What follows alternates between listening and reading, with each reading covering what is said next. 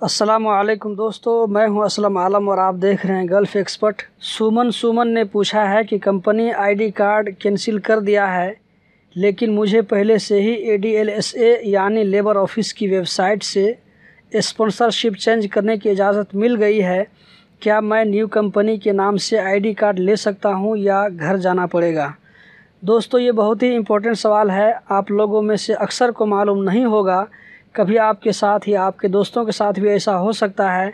आपने अपने agreement complete कर लिया और दूसरी कंपनी में चेंज के लिए ऑनलाइन एप्लीकेशन सबमिट कर दिया और आप लोगों को अप्रूवल भी मिल गया, लेकिन जब आपकी मौजूदा कंपनी को पता चलता है तो आपका इकामा कैंसिल कर देती है। वो इकामा कैंसिल कर सकती है क्योंकि अभी तक आपका इकामा उसी कंपनी के साथ है।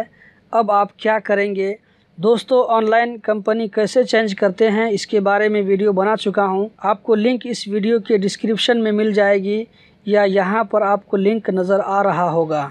तो दोस्तों, इसका जवाब ये है कि आप पासपोर्ट ऑफिस से कांटेक्ट करें। नई कंपनी का जो मंदूब है वो पासपोर्ट ऑफिस में जाकर बात करेगा। इंशाल्लाह काम हो जाएगा, लेकिन बात अच्छे से करना है। हो सकता है कि आपको काउंटर से ये कहा जाए कि इसका इकामा कैंसिल है, इसको मुल्क भेज दो, लेकिन आपने उसको सारा प्रूफ दिखाना है।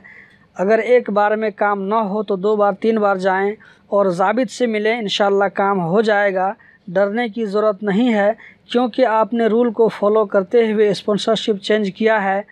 आपने जो पेपर ऑनलाइन सबमिट किया था वो सब साथ में रखें और आपके मोबाइल में जो अप्रूव होने का मैसेज आता है उसकी स्क्रीनशॉट भी साथ में रखें।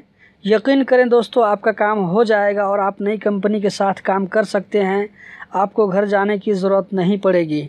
दोस्तों, उम्मीद करता हूं कि जानकारी ज़रूर पसंद आई होगी।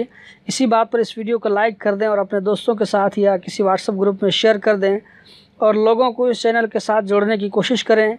आपकी अदना कोशिश से किसी का भी भला हो सकता है। अगर चैनल पर पहली बार आए हैं तो सब्सक्राइब ज़रूर कर लें, क्योंकि मैं हमेशा इस तरह की इन्फॉर्मेटिव वीडियो लाता रहता हूं। तो मिलता हूं एक और वीडियो के साथ, तब तक के लिए अल्लाह हाफिज़।